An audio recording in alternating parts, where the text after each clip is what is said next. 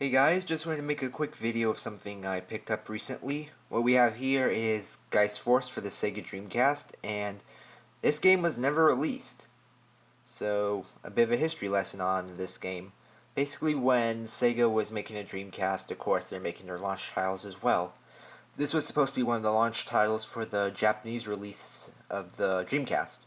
But what happened was, I guess it kept getting delayed, and then Bernie Stoller of Sega US, basically the person who is responsible for ruining the Saturn outside Japan, sort of yanked the plug on this game, saying it wasn't up to Sega's AAA standards. Um, After seeing some of the prototype footage from this game, I just want to slap him in the head so bad. Um, this game would have been Sega's answer to Star Fox, and obviously Star Fox didn't go anywhere and was a huge failure for Nintendo, right? Screw you, Stoller. Anyways, so this would have been Sega's Call of Star Fox. It looks pretty dang good, I have to say. When you compare this to the other launch titles, you would think this game was running on the PS2. It looked that good.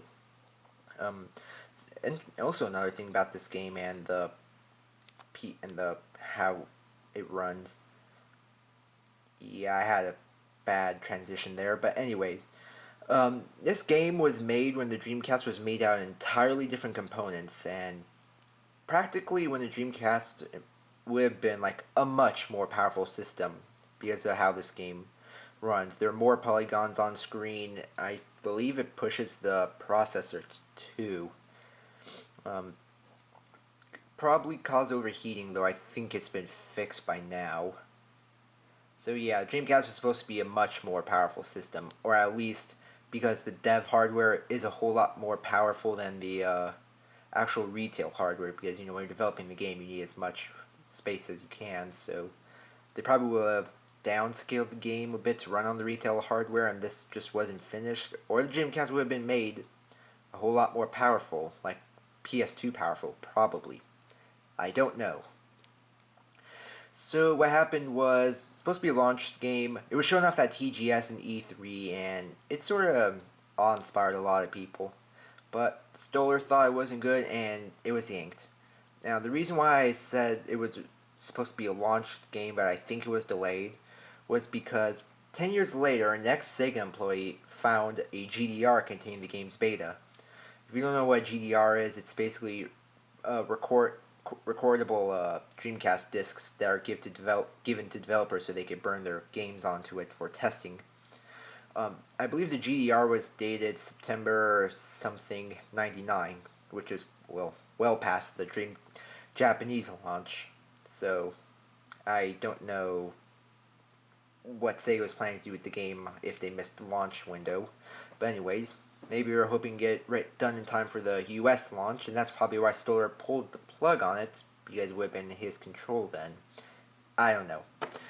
So anyways, after this ex-Sega employee found the beta, he put it up for sale, and of course it was nabbed by Assemblergames, which did a limited production run, and we basically have a reproduction with the beta burned of what this game basically would have looked like if it was released in Japan.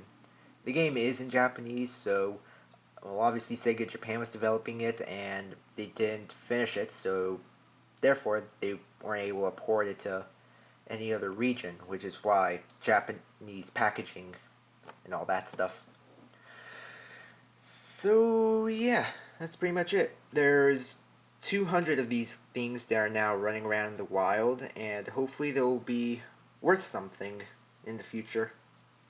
Um, but yeah, I just want to make a quick note. When the game was shown off at TGS, or not sure about TGS, but I know E3, the game was supposed to be 80% complete. But from what I've seen from the footage from Assembler, um, the game looks a little less than complete, so this is probably an earlier build. What happened to the latest build, I don't know. The employee actually found two GDRs. One was scratched beyond repair, so unfortunately we'll never know what build was on that disc, other than it was a Geist Force. However, I believe the build that was working, that basically he burned to for this, I think was later than that build, so at least what we have is newer than what was found originally.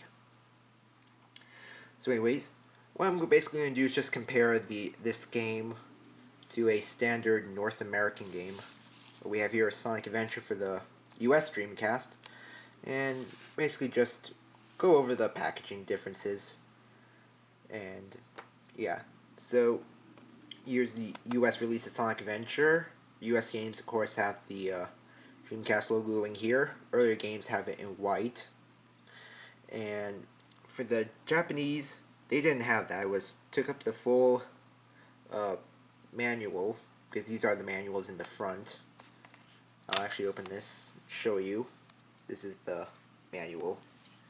I don't have the disc in here. I left it in my Dreamcast because I didn't know the game wasn't in here. I thought Skies of Arcadia was, but oh well. In the Dreamcast, that is, not here at Sonic Adventure. I should probably just stop talking about that. So anyways, the Japanese didn't get that. They have the Dreamcast logo tucked away at the top right corner, and they have a full color obi here. Basically, it's a little paper that covered the hinge. You have the game name here, Geist Dreamcast.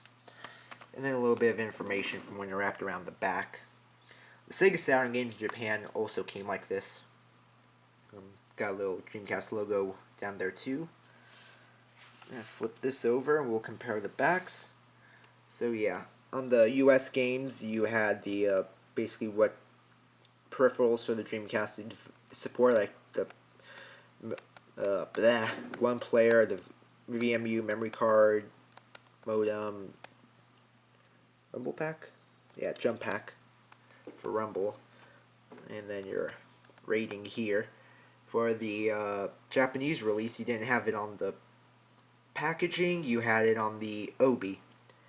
See your one player. I'm not sure what the rest of these are since I don't read Japanese, but VGA, this would have been compatible with the VGA box. So you have basically 480p from this game, which was back then the high def. Also, another interesting thing is they actually tell you what media the game's on. This is burned on a CDR. Of course, Dreamcast games were on GD-ROMs. However, I believe after the Dreamcast was discontinued in North America, since it continued for a little while longer in Japan, the end of the lifespan, they stopped producing the GD-ROMs and went with just regular CD-ROMs. And if you look very carefully there, it says NTSC-J, and over here it's tucked away for us, NTSC-U, right by the Sega logo. Sorry if I keep shaking the camera, I don't know why, my hand keeps spazzing out. Telephone number, and then the Sega Japan website. The artwork in the back was basically pre-release artwork that Sega, of course, gave out. So like if you were to go into IGN or something, you would see it there. And basically a little game summary, just like here. And yeah, that's pretty much all I have to say and show. If you're interested about getting this game, since 200, this is a rare production run, the ISO for the game will be released by Assemblergames in the future, but right now, people who got the discs, he's letting them play a little bit, so at least we feel like we got something. But if you want the game, just sit tight. It's going to be released to the public via download very soon, and you'll be able to play this unreleased launch title and basically marvel in its excellence. So yeah, that's all I have to show. So until next time, I'll see you guys later.